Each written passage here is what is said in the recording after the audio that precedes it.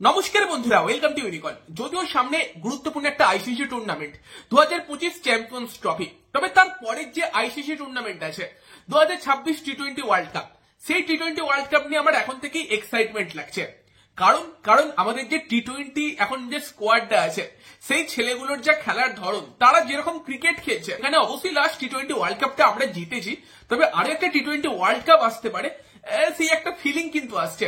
এখানে কেউ বলতেই পারে যে এই ছেলেগুলো তো মেনলি ইন্ডিয়াতেই পারফর্ম করছে, সাউথ আফ্রিকাতে গিয়েও যদিও সিরিজ জিতে এসেছে, কিন্তু ক্ষতি কি, আমাদের তো 2026 টি-20 ওয়ার্ল্ড কাপ ইন্ডিয়াতেই আছে। আর এই কন্ডিশনে এই ছেলেগুলো ব্রিলিয়ান্ট, এই নতুন টি-20 যে আমাদের স্কোয়াডটা আছে, সেই স্কোয়াডটা সেখানে 2026 টি-20 ওয়ার্ল্ড কাপের জন্য ইন্ডিয়ার কিন্তু টিম মোটামুটি এখন থেকেই তৈরি হয়ে যাচ্ছে।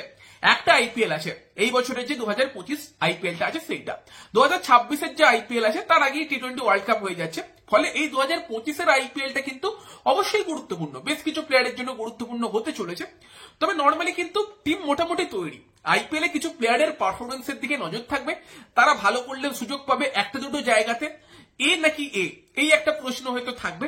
সেগুলো নিয়ে আমরা আলোচনা করছি এই ভিডিওতে, যে 2026 টি-20 ওয়ার্ল্ড কাপের জন্য ইন্ডিয়ার সেরা 11 কেমন হতে পারে। হ্যাঁ, এক বছর আগে আমরা সেই আলোচনাটা করছি, কারণ মোটামুটি 11 জনের আমরা যদি প্রেডিকশন করি 10 জন হয়তো মিলেই যাবে, সেরকমই হতে চলেছে। সেখানে মোটামুটি দেখো, যারা এখন সিনিয়র প্লেয়ার তাদের এই টিমে তো আসা মুশকিল হয়ে গিয়েছে, এমনিতেই কোহলি আর রোহিত অবসর নিয়ে নিয়েছে। এই জুনিয়র ছেলেগুলোর উপর কিন্তু রীতিমতো ভরসা দেখাচ্ছে কোচ গৌতম গম্ভীর, আর এরা ডেলিভারও করছে। এবং সেই জায়গাতে দাঁড়িয়ে যদি আমরা একটা প্লেইং 11 বানাই 2026 টি-20 ওয়ার্ল্ড কাপের জন্য, সেখানে ওপেনারদের মধ্যে কারা কারা সুযোগ পেতে পারে, এই সময় দাঁড়িয়ে আমরা দেখতে পাচ্ছি সঞ্জু স্যামসন আর তোমার অভিষেক শর্মা ওপেন করছে। তবে এই ওপেনিং এর জায়গাটাতে ইন্ডিয়ান টিমে কিন্তু কম্পিটিশন বিশাল। একটা প্লেয়ার যে টি-20তে যথেষ্ট ভালো করেছে, বর্তমানে টি-20 স্কোয়াডে নেই, তবে সে টি-20র ভাবনা চিন্তাই নেই, সেটা কিন্তু একদমই নয়। সেই প্লেয়ারটা হচ্ছে যশস্বী জয়সওয়াল, আরও একটা ক্লাসিক্যাল ব্যাটসম্যান, আরও একটা টি-20 স্পেশালিস্ট ব্যাটসম্যান, যে কিন্তু একদম শুরু থেকে অ্যাটাক করে খেলতে পছন্দ করে। তো সেই জয়সওয়াল কিন্তু অবশ্যই সে কিন্তু রেসে আছে 2026 টি-20 ওয়ার্ল্ড কাপে ইন্ডিয়ার প্রথম ওপেনার হওয়ার। তার সঙ্গে সঙ্গে অভিষেক শর্মা কি করছে আমরা দেখতে পাচ্ছি, তারই সঙ্গে সঙ্গে তোমার শুভমান গিল বা ঋতুরাজ গায়কোয়াড়, তাদের যদি ব্রিলিয়ান্ট আইপিএল যায়, ধরো 800 850 রান করে দিল, হাই স্ট্রাইক রেটে খেললো, সেখানে তাদেরকেও তখন ইগনোর করা কিন্তু মুশকিল হতে পারে। ফলে কিন্তু ওপেনিং এর জায়গাতে এখনো অনেকগুলো অপশন আছে, বাট তারপরও আমার মনে হয় যে গৌতম গম্ভীর কিন্তু শুভমান গিল বা ঋতুরাজ গায়কোয়াড়ের আগে একজন রাইট হ্যান্ডার ওপেনার চাইলে হয়তো সঞ্জু স্যামসনকেই প্রেফার করবে, কারণ ক্লাস তো সঞ্জু স্যামসনেরও আছে। হ্যাঁ, রিসেন্ট একটা ব্যাট ফর্ম যাচ্ছে ঠিক আছে, বাট তার আগে ভালোও খেলেছে সঞ্জু স্যামসন এবং ক্লাস আছে। আর তার সঙ্গে সঙ্গে সঞ্জুকে ওপেন করালে যেটা সব থেকে বড় অ্যাডভান্টেজ পাওয়া যাবে, সেটা হচ্ছে সঞ্জু স্যামসন কিপিং করে দেবে। তো যদি কিপার ওপেনার হয়ে যায়, সেখানে কিন্তু মিডল অর্ডারে একটা এক্সট্রা মাল্টি স্কিল্ড প্লেয়ারকে কিন্তু খেলানোর অপশন খুলে যাবে। ফলে সেই জায়গাতে সঞ্জু স্যামসনের সঙ্গে ওপেন করবে কে, অভিষেক নাকি জয়সওয়াল? আই থিঙ্ক সেটা কিন্তু 2025 আইপিএল এর ফর্ম, দেন তারপরে যখন ইন্ডিয়া সিরিজ খেলবে, সেখানে যে বেটার ফর্মে থাকবে সে হয়তো সুযোগ পেতে পারে। সেখানে হয় জয়সওয়াল নয়তো অভিষেক শর্মা।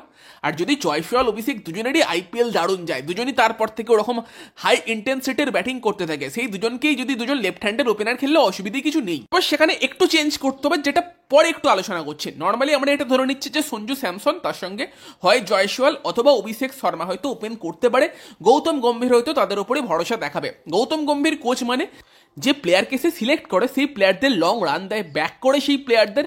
ফলে সঞ্জু স্যামসনকে ব্যাক করবে মনে হচ্ছে অ্যাজ এ ওপেনার, তার সঙ্গে অভিষেক অথবা জয়সওয়াল। দেন 3 নম্বরে তিলক ভার্মা যে পারফরমেন্স দিয়েছে সাউথ আফ্রিকাতে বলো বা ইংল্যান্ড সিরিজের সেকেন্ড টি-20তে, brilliant batting, aggressive player, off স্পিনের অপশনটাও তার সঙ্গে দেয়, অনেকগুলো ভ্যারাইটি অ্যাড করে, দারুণ ফিল্ডার।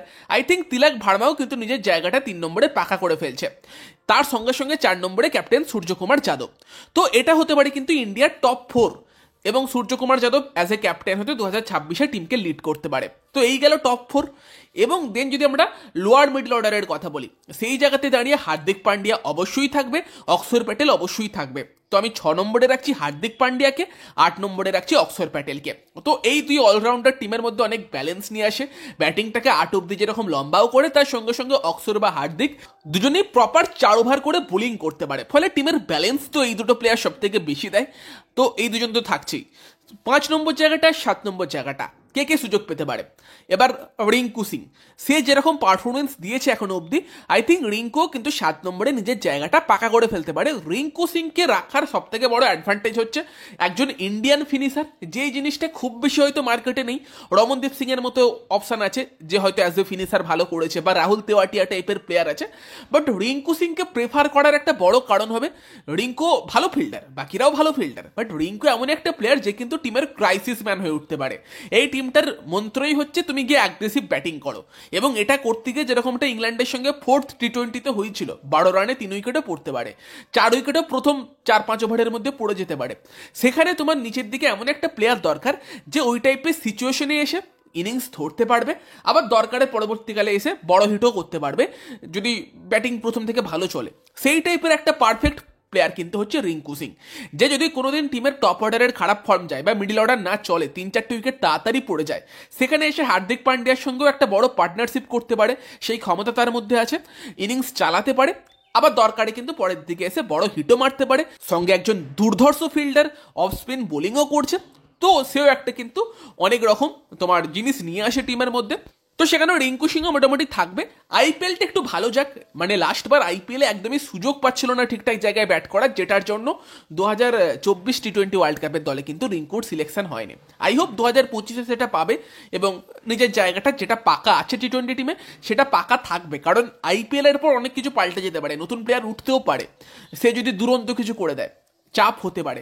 যেমন রিঙ্কুর সব থেকে বড় কম্পিটিটর কিন্তু হতে পারে রিঙ্কুরই টিমমেট রমনদীপ সিং, তো সেখানে রিঙ্কু যদি 5-এ ব্যাট করে কেকেআর হয়, রিঙ্কু হয়তো নিজের জায়গাটাও ইন্ডিয়া টিমে পাকা করতে পারবে। বাট ইন্ডিয়া টিমের এই 5 নম্বর জায়গা যেটা ফাঁকা রেখেছি, সেখানে কাকে খেলাবে সেটা নিয়ে একটু পরে কথা বলছি। বোলিংয়ের কথা বললে আমরা 8 অব্দি ব্যাটিং বানিয়েছি, 3 জন প্রপার বোলার থাকবে, এবং সেখানে আমার মনে হয় না এই জায়গাতে কোনো সন্দেহ আছে, 3টে এমন বোলার যারা 12টা কোয়ালিটি ওভার দেবে, সেই টাইপের 3 জন বোলারকে সিলেক্ট করতে হবে, যেখানে obviously Jasprit Bumrah no doubt, তার সঙ্গে সঙ্গে অর্শদীপ সিং, টি20-তে সেও নিজের জায়গাটা পাকা করে ফেলেছে, তো জসপ্রীত বুমরাহ, অর্শদীপ সিং দুজন কিন্তু ফাস্ট বোলার থাকবে, এবং as a spinner I think Varun চক্রবর্তীরও জায়গা 2026 ওয়ার্ল্ড কাপের জন্য পাকা হয়ে যাওয়া উচিত, হয়ে গেছে হয়তো, যেরকম পারফরমেন্স বরুণ চক্রবর্তী দিয়েছে। এবার 5 নম্বর জায়গাটা আমি ফাঁকা রেখেছিলাম, কেননা সেইখানে হয়তো টিম আর একটা এক্সট্রা অলরাউন্ডার খেলাতে চাইবে, কারণ যে সময় ওয়ার্ল্ড কাপটা হতে চলেছে সেই সময় কিন্তু একটা ডিউ ফ্যাক্টর কাজ করতে পারে। ভারতে খেলা এবং ইন্ডিয়ান কন্ডিশনে হলেও ডিউ এসে গেলে কিন্তু স্পিনারদের বল গ্রিপ করতে সমস্যা হয়, হয়তো কোনো ম্যাচে ইন্ডিয়া সেকেন্ড বোলিং করছে এবং রীতিমতো ডিউ আসছে, সেই সময় কিন্তু অক্ষর প্যাটেলের মতো প্লেয়ার বলো বা বরুণ চক্রবর্তীর মতো প্লেয়ার বলো, তাদের যদি বল গ্রিপ করতে অসুবিধা হয়, সেখানে হয়তো আরো একটা বা দুটো ফাস্ট বোলিংয়ের ওভার লাগলেও লাগতে পারে। মনে আছে 2016 টি20 ওয়ার্ল্ড কাপের সেমিফাইনাল, যেখানে বিরাট কোহলিকে এসে বল করতে হচ্ছিল, তো সেই জন্যই কিন্তু আর একটা এক্সট্রা অলরাউন্ডারের অপশন থাকলে টিম পুরো সলিড থাকবে, বোলিং অপশনও ক্যাপ্টেনের কাছে প্রচুর থাকবে, এবং সেই জায়গাতে দাঁড়িয়েই 5 নম্বরে একটা ফাস্ট বোলিং অলরাউন্ডার কিন্তু প্রেফারেন্স পেতে পারে। সেখানে অপশন কারা কারা আছে, বর্তমানে লাস্ট দুটো মানে সিরিজের ম্যাচে শিবম দুবে খুব ভালো করেছে, তার সঙ্গে সঙ্গে নীতিশ কুমার রেড্ডি আছে, কে বেটার বোলিং করবে সেটা একটা ফ্যাক্টর কিন্তু হয়ে যেতে পারে। নীতিশ কুমার রেড্ডি বলো বা শিবম দুবে বলো, দুজনেই কিন্তু ভালো ব্যাটসম্যান নো ডাউট, বাট বোলিংয়ে কে বেটার করবে, শিবম দুবে যেমন 2টো উইকেট নিয়েছে ইংল্যান্ডের এগেনস্টে, ফলে একটা অ্যাডভান্টেজ কিন্তু তার থাকবে। তবে যদি নীতিশ কুমার রেড্ডির আইপিএল খুব ভালো যায় আর আইপিএলে যদি রেগুলার বোলিং করে, দুবের আগে কিন্তু সেও প্রেফারেন্স পেয়ে যেতে পারে। বাকি এই পজিশনে আর কেউ আসতে পারে কি, দেখো ভেঙ্কটেশ আয়ার আরও একটা প্লেয়ার, যে কিন্তু যদি আইপিএলে বোলিং করার সুযোগ পায়, ভালো ব্যাটিং করে, সেও কিন্তু এই পজিশনটার জন্য পুশ করতে পারে, বা রমনদীপে যদি ব্রিলিয়ান্ট আইপিএল যায়, রমনদীপও কিন্তু পুশ করতে পারে, বাট নর্মালি মনে হচ্ছে এখন কিন্তু শিবম দুবে এবং নীতিশ কুমার রেড্ডি এই পজিশনটায় খেললে বেটার হবে। তো সেখানে কিন্তু এইরকম একটা লাইন আপ ইন্ডিয়ার জন্য ভীষণ ভীষণ ব্যালেন্স হতে পারে, যেই লাইন আপে 7 থেকে 8টা বোলিংয়ের অপশান থাকবে, তার সঙ্গে সঙ্গে 8 অব্দি ব্যাটিং থাকবে, 9 এসে অর্শদীপ সিং বা 10-এ জসপ্রীত বুমরাও ব্যাট চালিয়ে দিতে পারে, ফলে একটা প্রপার চ্যাম্পিয়ন স্কোয়াড কিন্তু এই টিমটাকে লাগছে। এবং এই প্লেয়ারগুলো কিন্তু কেউ ভয় পায় না, টিমিড হয় না, যে 1টা উইকেট পড়ে গিয়েছে, 2টো উইকেট পড়ে গিয়েছে আমরা স্লো হয়ে যাই, সেটা কিন্তু না। 4টে পড়ে গেলে তখন ওই রিঙ্কুর মতো প্লেয়ার এসে ম্যাচ ধরার কাজ করবে, বাট তার আগে এই টিমটা অ্যাটাক করতেই থাকবে, ফলে এইরকম একটা টিম সবসময় এক্সাইটিং। তো দেখা যাক সেখানে এবার এই টিমে কিছু চেঞ্জ হয় কিনা। তবে যেটা বলছিলাম যে যদি জয়সওয়াল এবং অভিষেক শর্মা দুজনেই ব্রিলিয়ান্ট করে সেখানে কি করবে, দেখো সেখানে যেটা অপশন হতে পারে ওই যে 5 নম্বর জায়গাটাতে একটা আমরা প্রপার অলরাউন্ডারের অপশন রাখছি, সেখানে তখন কিন্তু চাপ হতে পারে যে যদি জয়সওয়াল অভিষেক দুজনেই দুরন্ত করছে সেখানে হয়তো তোমার সঞ্জু হয়তো ওপেন করবে না, সেখানে সঞ্জুকে হয়তো as a wicket keeper batsman তখন আমরা মিডল অর্ডারে আসতে দেখতে পেতে পারি, 5-এ ব্যাট করতে পারে। বা তোমার সেখানে ঋষভ পন্থের মতো প্লেয়ারের যদি আইপিএল খুব ভালো যায় সেও অ্যাজ এ কিপার 5-এ আসতে পারে, সেই অপশানগুলো কিন্তু তখন খুলবে, ফলে একটা অলরাউন্ডারের অপশান কমে যেতে পারে। তবে যদি সূর্যকুমার যাদবের আবার ধরো ফর্ম খুব ভালো না যায় সে আর জয়সওয়াল অভিষেক শর্মা সঞ্জু তারা খুব ভালো করে, সেখানে কি এটাও ভাবনা চিন্তা হতে পারে যে জয়সওয়াল অভিষেকের সঙ্গে ওপেন করে সঞ্জু 3-এ, তিলক 4-এ, 5-এ দুবে অথবা নীতিশ কুমার রেড্ডি, দেখা যাক সেটা। বাট মনে হয় না, কারণ গৌতম গম্ভীর কিন্তু সূর্যকুমার যাদবকে খুব ভরসা করে এবং সূর্য অবভিয়াসলি টি-20তে দুর্দান্ত একজন ব্যাটসম্যান, খারাপ সময়ে যাচ্ছে বাট আই থিঙ্ক আইপিএলে সে কামব্যাক করবে। ফলে কিন্তু এই যে স্কোয়াডটা টিম ইন্ডিয়ার আছে, ব্রিলিয়ান্ট স্কোয়াড, এরকম কিন্তু একটা বেস্ট 11 হতে পারে।